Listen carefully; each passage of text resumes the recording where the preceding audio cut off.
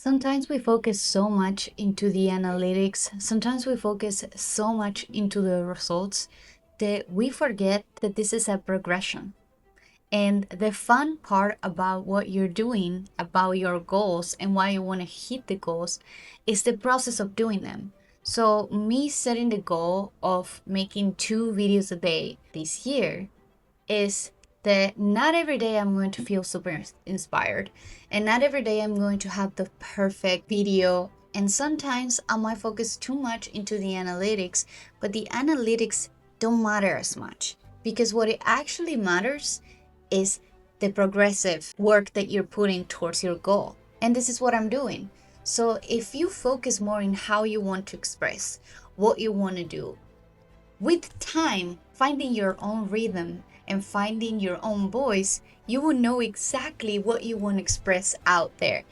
And guess what? Being more authentic is what makes you even more interesting. People wants to look at you because you have a specific way of communicating, you have a specific way you make your videos. I doubted myself a lot for a long time about starting my own YouTube. And guess what?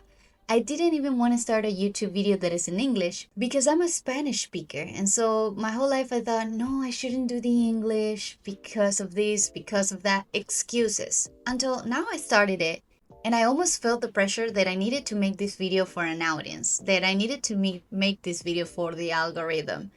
And this is a mistake that I made in the past with my music career. When I was doing singing videos and covers, I was chasing the algorithm. And that eventually will burn you out, you will get exhausted, and you actually will hate the very thing that you started.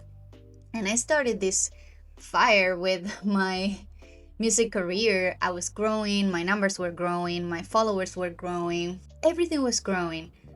But there was a point that little by little, I was actually like making videos just to keep up with that rhythm that actually the app of Instagram was demanding me.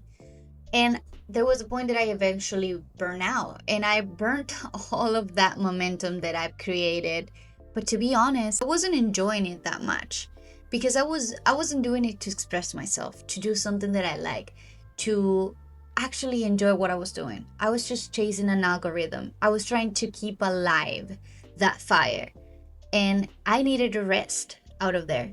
The whole time I was making my music career, the whole time I was literally growing so much my Instagram that at some point I was actually fighting because no matter what I posted, I was losing followers. All of this caused me so much pressure. It actually made me hate the very thing I was doing, and I got kind of depressed with it.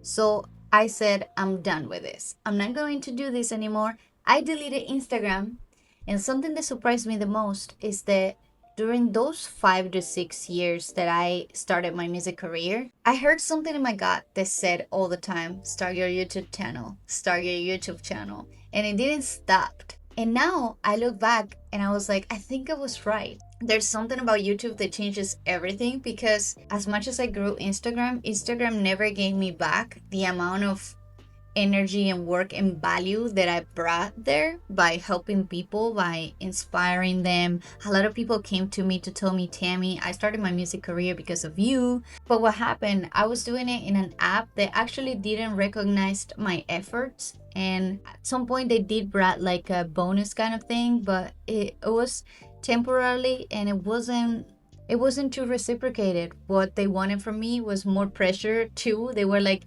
just hit 4 million views and we'll give you $4,000. And I was like, okay, I'll try. In the meantime, you see how much your money is growing. And so I didn't understand what I wanted. Did I want to post my music? Did I want to post covers so that I can grow the money, so that I can hit the 2 millions, or just because I wanted to express myself? It's not that I want to chase the algorithm or just try to make many views and many subscribers. I don't even feel embarrassed about the subscribers that I have as I used to. I used to think that way. I used to be like, oh, if anybody sees me working as hard as I'm working now with my YouTube channel by posting 2 videos a day, if anybody sees me editing the video at the Airbnb that I am at the coffee shop that I go and I start edit, and they're like, oh, are you a YouTuber? And I'll say, I just started. How many subscribers you have? I have 166 subscribers. They will probably be like, oh, okay. But I have a vision for my YouTube channel. I think I know where I want to go, what do I want to do, and how I see myself in a couple years with my YouTube channel. Because it's something that I wanted to do for a long time.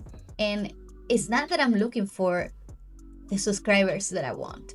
I want to look at the impact that my videos are going to make. I want to see how the impact of the value that I'm able to provide here is going to do. And if anybody out there feels inspired by my videos, then I feel like my mission is completed, because that's what I'm looking for. I'm looking to express myself so that other people that was in my situation just a few years ago, they know that they have to do what they feel like they want to do.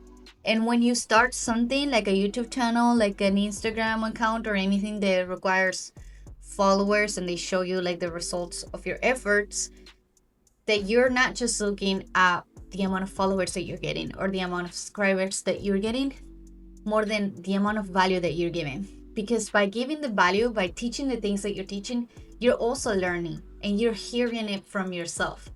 So if you hear it from yourself, you learn even more. And that's the whole reason I like doing this, because by teaching what I like, by teaching the things that I learned from books that are my favorite books, it's like when I learned double, because I read the book, I took action, I did what the book tells me, and I also teach about it to other people. So by doing that, it's like a very big win for you.